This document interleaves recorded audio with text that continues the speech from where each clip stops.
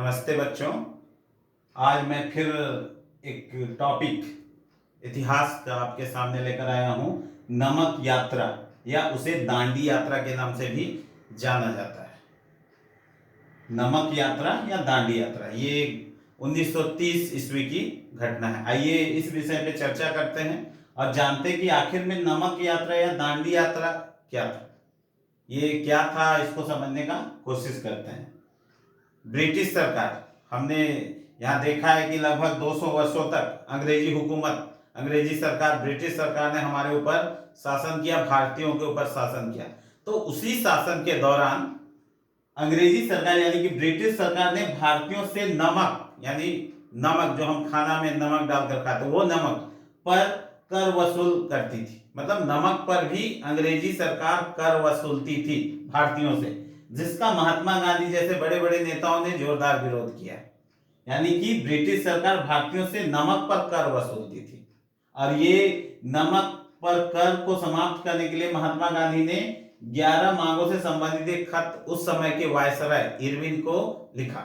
मतलब जब इस तरह देखा गया कि नमक का इस्तेमाल गरीब हो या अमीर हो सभी लोग करते, तो इससे उनके जीवन में काफी प्रभाव पड़ सकता था और सबके लिए जरूरी है नमक। तो गांधी जी देखें कि जब इस तरह की घटना घट रही है तो उन्होंने विरोध किया और उस समय के वायसराय इरविन को 11 मांगों का एक पत्र भेजा और ये पत्र उनके लिए चेतावनी थी। नमक पर कर समाप्त करने की मांग विशेष रूप से की गई थी। इस पत्र में जो 11 विषयों पर मांग रखी गई थी उसमें नमक पर जो कर था, टैक्स था, उसको समाप्त करने की, मतलब महात्मा गांधी चाहते थे कि ये कर समाप्त हो जाए। इस पर विशेष रूप से इस पत्र के माध्यम से उन्होंने जोर दिया था।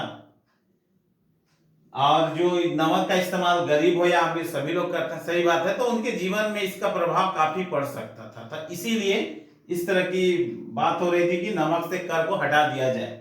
गांधी जी का यह मांग 11 मांगों वाला पत्र यानी कि जो 11 विषय थे जो इरविन को दिया गया था वो ब्रिटिश सरकार के लिए एक चेतावनी था, मतलब वार्निंग थी कि अगर आप कर नहीं हटाते हैं तो हम विद्रोह करेंगे, हम शांतिपूर्ण ढंग से ही सही लेकिन विरोध करेंगे। ये गांधी जी का मांग था और कहना था।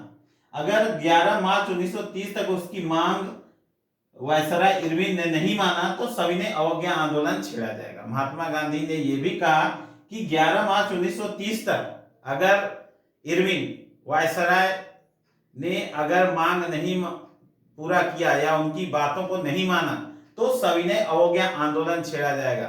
सविनय अवज्ञा आंदोलन का मतलब है शांतिपूर्ण तरीके से नियम कानून की अवहेलना करना या सरकार के नियम कानून को नहीं मानना लेकिन शांतिपूर्ण तरीके से। ये सविनय अवज्ञा आंदोलन का ये था, मतलब अर्थ होता है कि शांतिपूर्ण तरीके से अंग्रेजों की बात या उस समय के जो ब्रिटिश हुकूमत थी उनके नियमों की अवहेलना करना। इरविन झुकने को तैयार नहीं, यानी कि जो 11 मांगे महात्मा गांधी लेटर दिए थे कि इसको पूरा कीजिए, उसके लिए इरविन झुकने को तैयार नहीं थे। तब गांधी जी ने 78 अनुयायियों के साथ 240 किलोमीटर की यात्रा साबरमती आश्रम से शुरू की। उनका जो रहने का निवास स्थल था साबरमती, वहां से 240 किलोमीटर की एक लंबी यात्रा शुरू की और यह गुजरात के समुद्री तट यानी कि 240 किलोमीटर की यात्रा पूरी करने के बाद वो समुद्र का एक तटीय जगह है जिसका नाम था दांडी, वहां पहुंचना था और ये 24 दिन तक चलना था। प्रतिदिन 10 मील इनको चलना था। 240 किलोमीटर था, एक दिन में 10 मील चलना था इनको और ये यात्रा 24 दिनों तक चलना था। गांधी जी जहां भी रुकते थे हजारों लोग इनको सुनने आते थे। गांधी जी जहां भी रुकते थे हजारों लोग उनको सुनने आते थे, पुरुष हो महिला हो सब आते थे। तब गांधी जी वहां बैठकर लोगों को समझाते थे कि स्वराज का मतलब क्या है, हमको क्या करना है, लोगों को संगठित करने का काम करते थे। उनको वो मतलब बताते थे कि आखिर स्वराज क्या है। तो बहुत सारे लोगों को वो जगाने का काम भी करते जा रहे थे। महात्मा गांधी जी का कहना था कि शांतिपूर्ण तरीके से अंग्रेजों के नियम कानूनों की अवहेलना की जाए। उनका मानना था सविनय अवज्ञा आंदोलन चलेगा या चला रहे हैं तो आपको शांतिपूर्ण तरीके से अंग्रेजों की बात की अवज्ञा करना है, उनके नियमों की अवज्ञा करना है, मतलब शांतिपूर्ण बिना लड़ाई झगड़ा के। अर्थात अंग्रेजों का कहना न माने। उनका कहना था कि अंग्रेजों का कहना न माने, लेकिन शांतिपूर्ण तरीके से। महात्मा गांधी 6 अप्रैल 1930 को दांडी पहुंचे। महात्मा गांधी अपनी यात्रा जो 240 किलोमीटर की थी, दांडी यात्रा, वो यात्रा 6 अप्रैल 1930 ईस्वी को पूरा करते हैं दांडी नामक स्थान पर, और वहां जाकर नमक बनाते हैं। समुद्र का पानी से नमक बनाते हैं और नमक कानून को तोड़ते हैं। इसी यात्रा को दांडी यात्रा या नमक यात्रा कहा जाता है। इसी यात्रा को दांडी यात्रा या नमक यात्रा कहा जाता है। और इसी दांडी यात्रा या नमक यात्रा से ही सविनय अवज्ञा आंदोलन की शुरुआत होती है। यानी कि उन्होंने तोड़ दिया जो सरकार नियम बनाया था कर देने का, नमक बनाकर उस शांतिपूर्ण तरीके से उस नियम की अवहेलना कर दी। तो इसी घटना के बाद सविनय अवज्ञा आंदोलन की शुरुआत मानी जाती है। ये पहली घटना थी सविनय अवज्ञा आंदोलन की।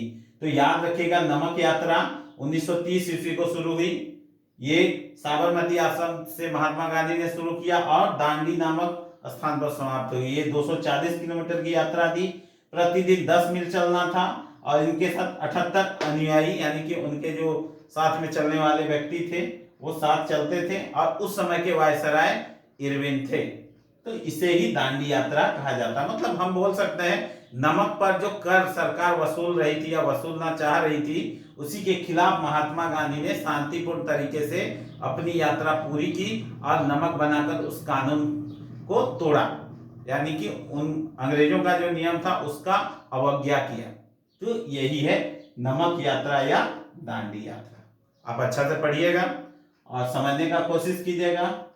और मैं YouTube में वीडियो डालता हूं तो कम से कम सब्सक्राइब कर दीजिएगा उस चैनल को, और अच्छा से घर में रहिएगा। Thank you so much.